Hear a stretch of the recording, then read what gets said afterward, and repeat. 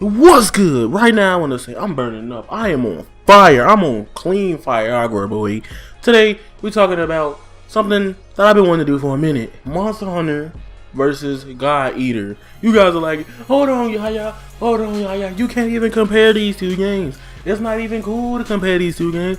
They play differently and they do different things. Well, I'm just saying because I've been streaming Monster Hunter Generations and God Eater as that's shown. And I'm getting the same vibe from both of the games. I'm not here to simply say which game is better and which one you should buy, but I'm going to tell you, if you can, they're both solid games. However, God Eater Resurrection is on PS4 and it's cheaper. It's $20. It's $20 cheaper than Monster Hunter Generations when that releases July 15th for the young 40 Unos.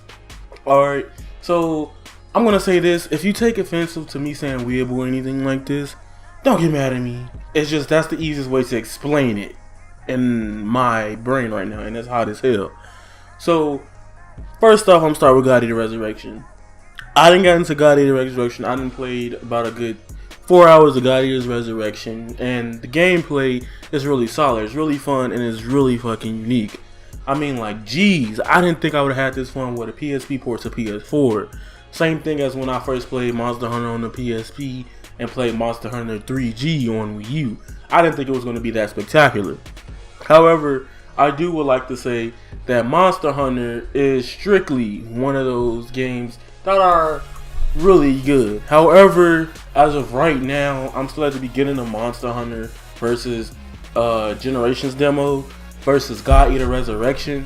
And God Eater typically has more things laid out to you than Monster Hunter is. Monster Hunter honestly is the harder game because of the fact on how resilient and stubborn some of the bosses are.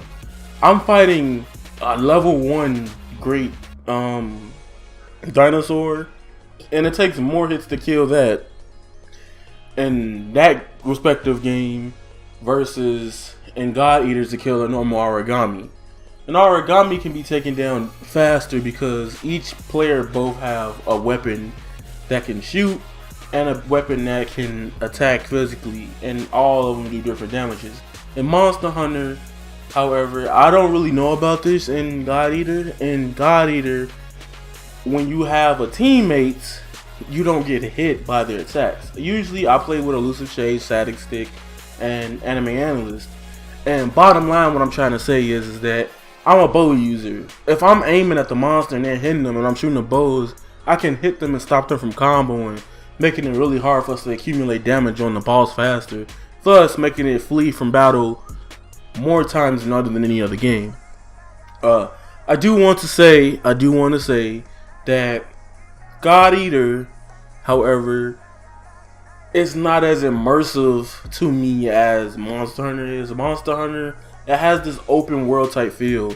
So pretty much you have more of a HUD world with less loading screens. So you got a hub world where you could go travel in a while and go see these monsters in different areas of lands, swim across sea and stuff like that.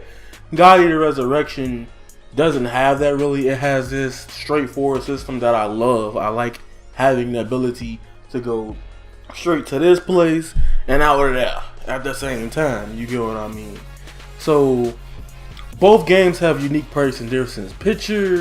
What can I pick? Picture a level-based game like Devil May Cry for God Eater, which is really good, and picture a game with an open world like Xenoverse, Xenoblade. It has those little elements in the game that I really love. Both of these games are really enjoyable, they're really fun, and they're really cool. Neither game really plays better because each game has its unique own perks and abilities. And God Eater, the fact that I can have a gun and a weapon of my choosing at the same time, and the weapon just transforms so easily with a click of 2 buttons or 1 button, is really nice to me. While having a game like Monster Hunter where I have to come in prepared with my equipment and I only can have one weapon that has multiple capabilities. You know, some do charged up attacks, some transform into combos, some have different bullets in Monster Hunter versus God Eater Resurrection.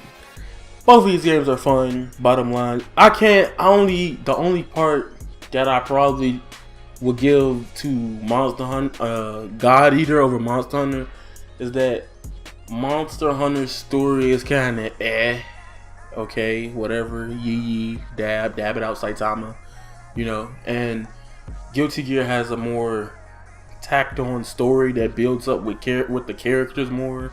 Like, you start in God Eater talking about Sakuya, and then you end up talking about freaking, Sakuya. You and Sakuya wants to know more how to use your gear. Soma is just a clear dickhead. While in Monster Hunter, you pretty much are just like, oh, over time it elaborates. Everybody notice you as, it's pretty much a Naruto story. You go from zero to hero in Monster Hunter. That's pretty much what I'm gonna say about Monster Hunter Generations versus Gaia Resurrection. You guys are probably wondering why I didn't do 2 or the other one yet. Is because these are what 2 type of games are out that are similar right now, as of in the last 3 weeks to the 15th of July. And that's it. I might do this again when I get both full games for Monster Hunter and play God Eater's Resurrection. I might do a comparison for all the God Eaters. Who knows? Avatar Yaya is out, and I'm a dab to the left.